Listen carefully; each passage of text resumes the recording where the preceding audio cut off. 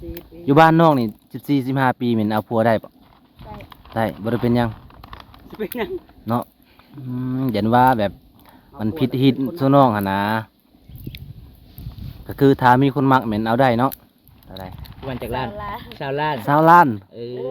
โอ้ อย บ้านบ่แพงตาย มีขวายอีกบ่ มี มีจักโตขวาย 2-3ตัว โอ้ย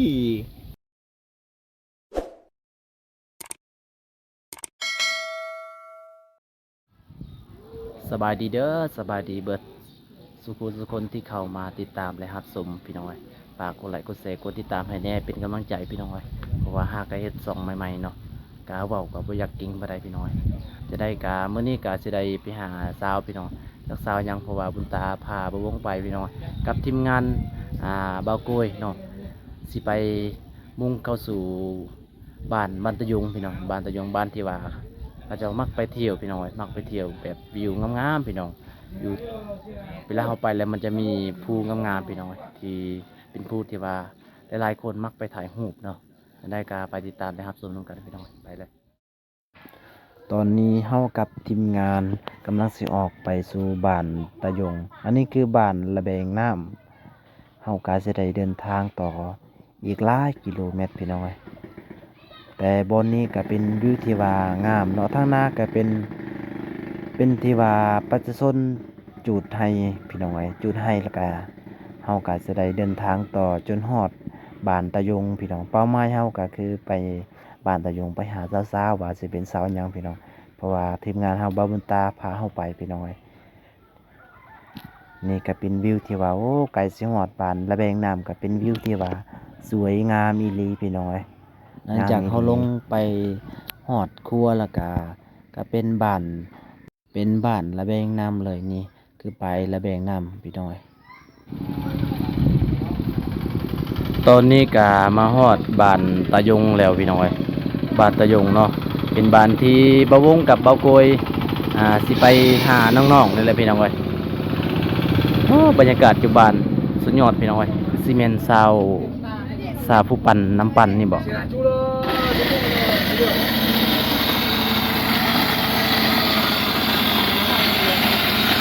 ก็สบายดีแดดๆนี่เหมาะนี่เนาะเหมาะกับการกินน้ำปอกน้ำปั่นนี่นะซื้อยังได้ซาวต้าบ่ แม่ อ๋อเขียวเจอเครื่องงามเลยเนาะ คนงาม คนงามใส่เขียวอย่างเกิน ดัดฟัน เขียวดัดฟันแต่ว่าคือบ่ใส่เบิดทั้งสองเบื้องเลย บ่มีเงิน บ่มีเงินอ๋อ ที่จองในบ้าน เม็ดดอนน้ำตาล ก็เนาะเป็นตาแสบดี ปันซ่าน้ำบ้าน คนก็งามเลย เม็ ดี ดดอนน้ำตาล ฮะ เออ บ่จังได๋น้ำตาลมืดบ่ แม่ ฮะ น้ำตาลเนี่ยเจอ น้ำตาลเยอะ เจอแล้วปั้นได้เลย บ่ใส่น้ำตาลก็ได้เนาะ เดี๋ยวใส่น้ำตาลมันก็หวานอยู่แล้ว มันก็หวานอยู่แล้ว สาปั้นได้บอก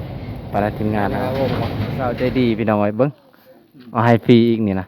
ขอบใจ ปีนาจริงใจคนมันต้นปีนา จอกเท่าไรไข่เนาะ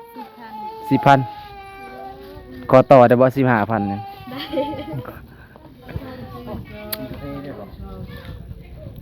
อัตโน บ่จะซื้อหยังเนี่ยนะจะซื้อหยัง ตา ซื้อตาอ๋อจะปีละ เดือน12เนาะ 14 ปี14 ปีนี้ จีบได้ จีบได้บ่ ได้ ได้ บ่ได้แล้วก็จองเลย ว้าอย่าว่านั้นนะ มันจะเป็นเรื่องอายุป่ะ คือแบบข่อยบ่เคยเห็นเจ้าลี แล้วเป็นผู้สาวคอยแล้ว นั่นนี่อุนตาเนาะ ลีบ่เคยเห็นแบบมาอยู่เมื่อวานเนี่ยอุนตาว่าเอ้อเห็นสาวตาอยู่ไสวะสาวตานั่งอยู่คันใดแล้ววะเจ้าจะมาแต่ไสจะเฮ็ดเวียกบ่เลยบ่ได้เฮ็ดเวียกใช่คือว่ามีข่าวๆว่าบุญตาว่าไปเฮ็ดเวียกอยู่ไส โอ้ย บ่ได้ไปอยู่นั่นล่ะเจ้าเฮียนสูตรมาแต่ไสเจ้าเฮ็ดน้ำปั่นนี่นะ โอ้โห เฮ็ดเองบ่เฮ็ดน้ำปั่นนั่นเจ้าเฮ็ดเอง แม่ บ่ได้เฮ็ดน้ำไผ สูตรเองเนาะ เกียรติกระวงหมดแล้วพูดเองแล้วกาแฟใส่น้ำ สูตรเองนี่เนาะบ่แสดงว่าเก่งเติบเนาะมื้อนี้บ่ได้ไปไสบ่มื้อนี้ บ่ บ่ได้ไปไสเห็นว่าสิพาทีมงานเฮาไปบุป่าลงเซก็ได้ ลงน้ำ แดดๆนี่เนาะไปบ่ ไป จังได๋ก่อนเนาะเดี๋ยวเฮาทีมงานเฮาสิให้เบาโกยเมาเบิดอันนี้นะบ่ต้องมาขายมื้อนี้เนี่ยเอาบ่เบาโกย เมื่อมาบ้านเราซื้อเบิร์ดได้มาไปเมียน อันนั้นบ่ จอก 10,000 กีบ ก็ซื้อ เงินบาทเท่าไหร่20,000เนาะ สาว 20บาทบ่20บาทบ่ เบิ้ลไปสี่คุณ เงินบาทเท่าไหร่อ๋อลำมันต้น เฮ้ยชนะนายเนี่ยเอ้ยเด็กแบบนี้พนักงาน หลายอีหลีพี่น้อย เบอร์อะไรพวกกระ ไม่ยังนะสตาร์ ซื้อเด้อใส่นายเบอร์ใช่ นะ ไม่ใช่ ไม่ยังพูดนี่ยังไง จึงมีเด้อไอ้มอร์ เฮ้ย เอาประไม่ประไม่ อ่านดูมันยัง นายดีไอ้ก็โยงเหรอ สไทยบ่อันนี้มันแปลงหมดแล้วมันยังนะ เห็นยันเลยจับเสง คุณ จับคือกันนะ จักไม่ยังสิปันให้ไป สิปันให้ไป ให้ลูกค้า บกวนเพิ่นแล้ววันนี้พี่น้องเดี๋ยวสิพากันเดินทางกันต่อเนาะตอนนี้สิให้สตาร์เพิ่นปันน้ำบันต่อแล้วก็น้ำบันที่เฮากินนี่แม่นสิได้ติดหนี้เพิ่นในนี่แหละพี่หน้าได้จริงใจเนาะได้หรือว่า ใส่ยังแน่นี่ไอ้ยังอันนี้นะ น้ำตาล น้ำตาลบ่ น้ำตาล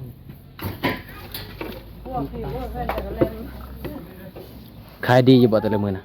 ขายดี ขายดีอยู่เนาะคนมาซื้อหลายเนาะปอพี่น้องเอ้ยบ่ได้มีเวียกกะพอได้เฮ็ดเนาะเบิ่งพี่น้องเอ้ยเบิ่ง เขาไหนเด้อนี่ได้จุดยิงหรือว่าเฮ้ย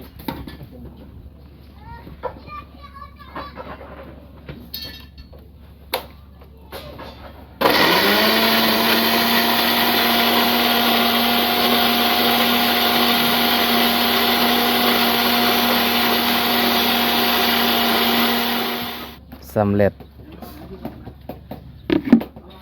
เบิ่งน้ำแข็ง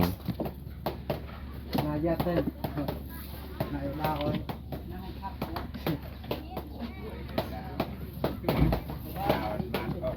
น้ำแข็งพี่น้องน้ำแข็งเนี่ยจะเอามาใส่สตาร์จะซื้อมาจากเมืองบ่โอวันตินเจ้าก็ปั้นเนาะอหยังก็ปั้นมาให้เบิด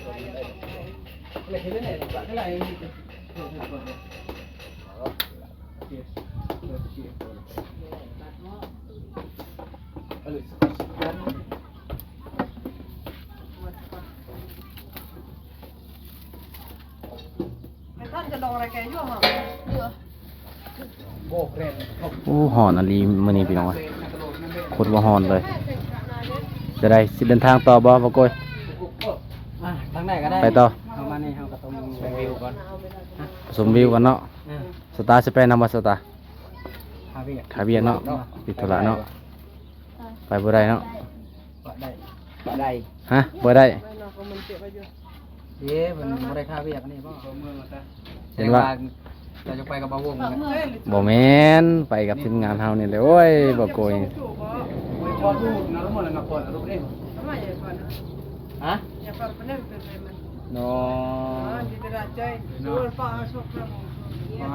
มาเวียงมาแทน สิได้กลับคนเด้อสาวตาเด้อมื้อหน้าพอกันใหม่เนาะว่างๆเลยสิไปเล่นน้ำ กินน้ำไหม ขอให้ขายปังๆเด้อบ๊ายบายนี่บ๊ายบายมื้อหน้าพอกันใหม่เนาะ ได้หรือว่าเบอร์โทรคนน่ะ ตอนนี้มินเฮาออกจากเรือนสาวตาแล้วพี่น้องเอ้ยเฮาก็สิได้ไปรับชมบรรยากาศธรรมชาติพี่น้องงามๆนี่คือภูตะยงพี่น้องเป็นภูที่ว่ารถเกิดเหตุหลายที่สุดทางนั้นก็เป็นเสละน้องพี่น้องเอ้ยเป็นเสละน้อง แต่ว่าอันนี้เป็นภูตะยงพี่น้องเป็นรถเกิดหลายที่สุดจังได้ก็ไปรับชมนํกันเลยพี่น้อง ข้าวสาวมานำอีก ปามีเล่นไงวะฮะทางอะไรเลยทางอะไรไทย ซื้อได้บ่ พี่ช่วย ซื้อไปได้ บ่พี่ช่วยมาถอดไปซะ ว่าสิเมื่อแหละสิเมื่อแหละบ่ซื้อเอาได้งามมาเลย เจ้าละ ฮะ เจ้าละทางนั้นก็สิละทางนี้เด้อ บ่ โอ้ นัดเมื่อไหร่แล้วเอาทางเดิม ผัวผู้สาวอยู่บ้านใดเนาะสวัสดีผู้สาวเอาไปใส่ ปุ๊บอะไรไปเนาะบ่ได้เมื่อแล้วมื้อนี้เราจะบ่ได้เมื่อแล้วค่อยเผารถ แสดงว่าเฮาน่ะรอโพดเนาะ โอ้ยพี่น้องเอ้ยพ่อผู้สาว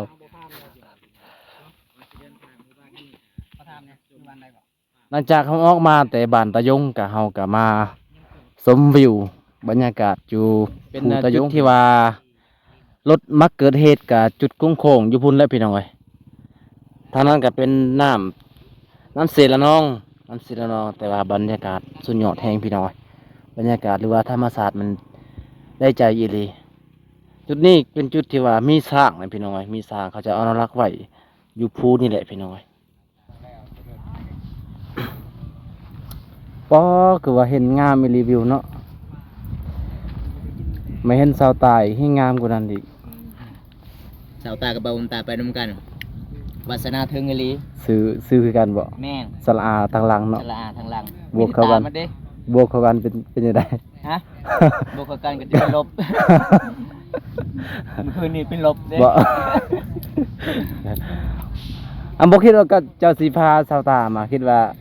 เราบ่มาดอกเฮาก็ว่าลาก่อนเด้อสาวตาเด้อ บ่ยากดอก เนาะสนีแฮงพี่น้องเบาบุญตา คือได้แฮง เป็นจังได๋สาวตาฮ้อนบ่จำมาลินดุบ่อยู่นี่นะอ๋อโดยแม่นพาผู้บ่าวมานั่งลินอยู่นี่บ่เนี่ยปดดมหมดนะบ่ฮ้อนบ่ จ้ะก็จะเป็นปรุงแบบเบียร์จังหานี่ทานกันเล่นเลยไปก้อย ปากกาย เอาก้อย ไป คือว่า เอ้ยเนี่ย คือว่าเจ้าฮู้จักซะบ่เคยไปกินเจ้าคือฮู้จัก เพิ่มลดลงเลย อ๋ออารมณ์อ ปรุ ยู่ งงาน เด้ ตื่นปะ มื้อนี้ ป นะ รุงงานตื่นเลย เสียดาย มื้อ เด้ นี้นะ ผม เจ้าเมื่อก่อนเด้อสมควรสิเมื่อนำหลังสองคน มันยังโอ้ย เอาเลยนะ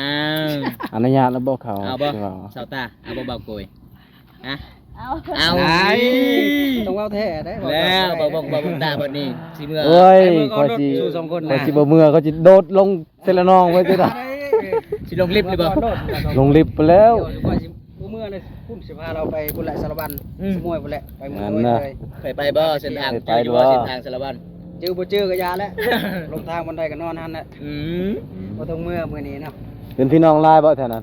บ่มีไผจักคน โอ้ยกันบนตากับบ่วงไปนี่คือพี่น้องเท่านั้นหลายพี่น้อง คือสิคักแหละแต่ว่าต้องมาตอนแรงเนาะ มื้อหน้ามาเที่ยวตัวเองเนาะ ปัดตลอด บ่ตลอด ก็ต้องให้ปัดตลอดตัวเอ้ยแห่งเกณฑ์ ตลาดตุ้ย ไปตลอด ไปตลอด ไปตลอด ไปตลอดอันเจ๊ ไปตลาดติ ปอตลอด บ่ ไปตลอด จะบริคายแล้วว่าน้ำปันคือว่ามานำสุอายบริคาย ตาว่าเห็นสุอายรอพูดเพิ่นก็เลยไปนำ เนาะอ๋อ เสน่ห์แฮงอีหลีบ่วงบ่โกย บ่แล้ ส่ ว วนบ่บนตาเพิ่นว่าใคร ข่อยบ่ปันได้แต่ว่าบ่โกยแล้ว เพิ่นนั่นติเนาะ ไป ชื่อคือกันเด้ บ่แบบไปทำการเทื่อใดสะอ้อยสะจอยมีเอิ้นตลอดบ่โกยโอ้บ่วงก็เสียใจเลย คนรอของบ้านทางพวก บ่เซาตาจะมัก คือว่า จะมักผู้บ่าวแบบรุ่นใดรุ่นใหญ่หรือว่ารุ่นน้อย รุ่นใหญ่ รุ่นใหญ่ รุ่นน้อยก็บ่เอาแล้วเนาะยังน้อยๆเนาะ กันรุ่นใหญ่ก็เอาบ่วงโลด เดือน7เดือน กันรุ่นใหญ่แล้วเอาอายเด้อ อายุรุ่นใหญ่ ใหญ่แต่ก็โตซื่อๆดอก คือตอนนี้แม่นสาวตาโสดบ่ โสด พร้อมเปิดใจบ่ พร้อม ตอนนี้แม่นอายุ14หรือว่า14 14ปี 14ปี อยู่บ้านนอกนี่14 15ปีแม่นเอาผัวได้บ่ ได้ ได้บ่ได้เป็นหยัง สิเป็นหยัง เนาะยันว่าแบบมันผิดฮิตซุน้องหั่นนะก็คือถ้ามีคนมักแม่นเอาได้เนาะอ๋อโดย เขาดองเพลงบ่น้องหมู่บ้านเขาน้องอยู่แล้ว แม่นกระดองเพลง บ่เพลง บ่แพงเท่าใด วันจากล้าน สาวล้าน 20ล้าน 20ล้าน เอ บ้านบ่แพง มีขวายอีกบ่ มี มีจักโตขวาย 2-3ตัว โอ้ย 2-3 สอง โต ตัว เป็นเท่าใด20ล้านบวก 2-3ตัวก็ตกประมาณ70เลยเด้70ล้าน พี่น้อง ส่วน เอ้ ซาวย ตาสิเอาเท่าใดเขาดองซาวตา ชะตาเท่าใด เอาบ่5ล้านได้ไหมอาจสิไปขอเรื่องมืออื่นน่ะ 10จ้ะ 10เนาะ เอ้ย10 ล้านเป็นรุ่นให้ 10 ล้าน20,000เนาะ ได้แม่น 20,000จ่ายจวดรถสำนั้นแต่ว่าสาวตามักนี่สิจ่ายสดรถ ต้องเอาเขาดอง บ่อยากติดหนี้นะ เมื่อเลยเมื่อเมื่อแล้วนะเมื่อจังไงไม่ต้องแวะก็ได้เพิ่น สาวตาสิเมื่อนำบ่โกยอยู่มึงสิโปนบ่ เอาเมื่อ เมื่อ เมื่อ กันเนาะ เอ้ย เอ็ดบัดนี้บ่โกยลมแล้วนี่บ่โกยสิติดใจสาวตะเวยแล้วบัดนี้พี่น้องเพิ่นว่าครั้งแรกจะได้เห็นสาวตะเวยเพิ่นก็ติดใจเลยเด้อ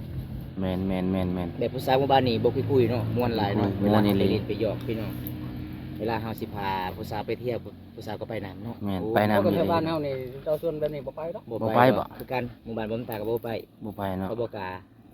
แต่หมู่บ้านของน้องนี่โอ้สุดยอดเลย บ่สาวตา เป็นหยัง ก็ไปบ่ เป็นหยังจะ ไป ไปเนาะ จึงกล้าไปฮะ คืออ้ายอ้าย3คนเจ้ากล้าไปผู้เดียวบ่ได้ย่านบ่ บ่ บ่ได้ย่าน คนคือกันเนาะ เอ้ยกลางคืนก็ไปได้บ่ อย่ายัง เพิ่นไปสองคนเอาเด้อ ได้เนาะบ่ไม่หายบ่หายบ่ ดูบ้านตะลุง หาย หายคิดว่าบ่หายใช่ดอกอ้าวถ้ามีผู้บ่าวบ่ไปกลางคืนน่ะมันก็บ่ได้แน่เนาะ ใครมีผู้บ่าวแล้ว ไปกับคนอื่นกลางวินนี่บ่ได้เนาะแผนหายบ่ ได้บ่ คือน้องไปกับอายนี่ ได้ ไปได้ เอา ไป ไป ได้ ยังผู้บ่าวให้บ่ล่ะ ผู้บ่าวบ่หายบ่ บ่ ว้าว อ๋อ เพิ่นก็สิรับตีเพิ่นก็มือไปได้ คือสิบ่หายดอกบ่เพราะว่าบ่มีสัญญาณเนาะ โทรหาบ่ได้เนาะ ตัวบ่ได้ ก็เลยไปลักเอาเลยพี่น้อง ไปเห็นกันตอนแรกก็โอ้ยคอยไปทางให้มันเรียบร้อย อ่ะส่วนเผาส่วนน้องนี่ไปลินได้บ่ไปอยู่เฮือนน่ะขึ้นได้บ่ได้แต่ว่าขึ้นเด้ถ้าว่าขึ้นเฮือนน่ะแบบบางคนก็บ่ฮู้ดอกบ่ฮู้แบบเห็นน้องแล้วก็ขึ้นไปลินอยู่เฮือนเลยบ่ได้ ต้องเสียยังเสียไก่บ่ หมู แค่หมู โอ้ โอ้ เสี ย ยหมู ถ้าเฮาสิมาเล่นผู้สาวแถวตัวนี่เฮาต้องศึกษาได้หลาย ศึกษาก่อนได้ แม่ ไป น อยู่ใน แม่น บ้านเขาได้ จังซั่นน่ะโอ้ยเซ็ตโจร เออ คันสั้น อันตราย บ่ได้ เสร็จโจรบ่ได้เสร็จโจรแล้ว อืมคันเฮาบ่ได้เรียนเฮาบ่ได้ศึกษานำพระเจ้าเฮาบ่ฮู้จักแบบเฮาไปลงผู้สาวโตยพี่น้อง แม่นอีหลี มันบ่คือหมู่บ้านเผามังกรเนาะ แม่นพามังกรแม่น ม่วน แบ ห บ ลายสำบาย อันได้มวลลายนะ บ่ลมแล้วก็สุดแล้ว มันคือกันละสาวโตย บ่ลมแล้วก็สุนเผามังกรก็สุดแล้วแต่เจ้ารถ เขาได้คือกันล่ะน้องเอ้ยขึ้นเรือบ่ได้คือกันล่ะคันถึกใจนี่ก็มีติพาผู้บ่าวไปเที่ยวเลย นั่นบ่ถึงจะแหละไปเที่ยวนํกันเนาะ อืมคันบ่ถึกใจได้น้อง อันนี้ สิไป นะ ได้บ่ จักเราถึกใจผู้ใดแล้ว เออ จักเราถึกใจผู้ใดแล้วเราถึงไปนำอันนี้นะ แต่มีแล้วคนหนึงเราถึกใจบ่าววงนี่ ให้ฮาโบโกยซะสุนเผาน้องก็แปลกอีหลีเนาะคือสุนเผาเฮาก็สบายเวลาเฮาไปลิ้นกลางเวียนผู้ชายผู้บ่าวไปลิ้นกลางเวียนนี่ได้เนาะขึ้นเฮือนได้บ่ได้เนาะนั่นอีกเนาะแบบกลางคืนกับแบบบ่ได้เข้าเฮือนบ่ได้อันน่ะเข้าบ่นอนก็บ่ได้กลางคืนโอ้พี่น้องเอ้ยใครที่อยากมาดินเช้าเผาโต้ยบ่เผาโต้ยแม่นต้องศึกษาก่อนเด้อบ่แม่นเห็นผู้สาวแล้วงามๆถูกใจแล้วขึ้นไปโลดบ่ได้พี่น้องเอ้ย ต้องคอยถาม เวลาไปนำกันนี่ยอกบ่ได้บ่ กว่าผู้สาวกันไปนำกันก็ บ่ บ่ได้นะ ถ้าว่าเฮาบ่ได้บอกพ่อแม่ก็บ่ได้เขาฮู้ อันนั้น คือบ่ได้ บ่ได้ใช่บ่ สมมุติว่าไปนำกันเนาะสมมุติว่า นี่ ไปนำกันแล้วก็นอนนำกันซะ เฮาต้องบอกไปได้ บ่บอก แม่ก็ บ่บอกพ่อแม่เขาก็แบบ ว่าผู้สาวไปเล่น มันฮู้บ่พี่ฮู้บ่ ไปเท่านั้นเท่านี้แบบนี้บ่ ขนาดบ่บอกก็ยังฮู้เนาะ บอกเลยผู้สาวบอกไอ้แม่ว่ามื้อนี้บ่เฮ็ดผิดเลยแม่นะ งั้นนั้น บ่บอกมันก็ปิดพิธีอยู่เฮือนอยู่ศาลเด้ ตอนไปน่ะก็บ่ได้บอกแต่ เอ ว่า อเวลา ไปนำกันแล้วต้องบอกบัดกลับมานะ เออ อืม อันถึกใจบ่ ตอนนี้ก็สิได้กลับแล้วตาเนาะ แม่น มื้อหน้าก็มาเที่ยวใหม่เนาะพาทีมงานเฮาไปเที่ยวใหม่มื้อนี้ก็อากาศร้อนนี่ก็อยู่บ่ดนพี่น้องเอ้ย